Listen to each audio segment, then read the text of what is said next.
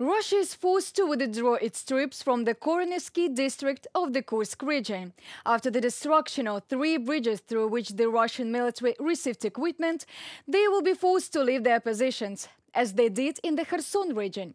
The approximate area of the adjacent territory is almost 700 square kilometers. In general, there are 3 bridges across the same river in the Kursk district of the Kursk region.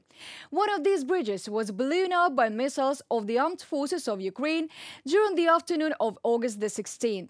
The second was also under attack. This morning it became known about the third strike. Unfortunately, this could still be Russian disinformation, as there are currently no photo or video confirmation. Nevertheless, I'm sure that sooner or later the Ukrainian troops will force the Russians to withdraw.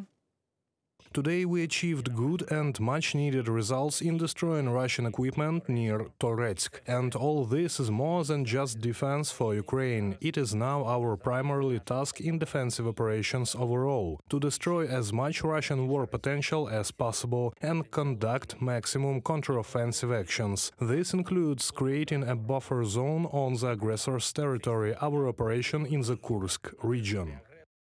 The Ukrainian attack into the Kursk region continues to force Russia to redeploy forces from other parts of the front, and it is likely that the next stages of hostilities on the territory of Russia will require the Russian Federation to increase the number of personnel and material and technical means in the region.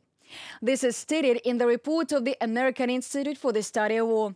The Institute for the Study of War suggests that the redeployment of Russian troops allowed Russian forces to slow down Ukraine's initially rapid advance in the Kursk region and begin to contain the scale of the Ukrainian offensive.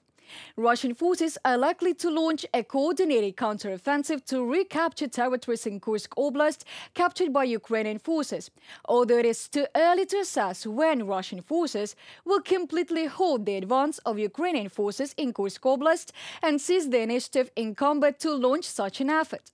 This likely future Russian counteroffensive operation will require Russia to deploy even more personnel, equipment and material in Kursk Oblast. However, the exact amount of manpower and equipment that Russia will have to use in the Kursk region will depend on how resolutely the Ukrainian troops will defend the controlled positions on the territory of Russia. The Russians are conducting a so-called counter-terrorist operation in the Kursk region. It's funny, but its participants are paid less than those who take part in the so-called special military operation. In case of injury, a serviceman involved in the counter-terrorist operation will receive only 100,000 rubles, while a member of the special military operation can count on 3 million rubles.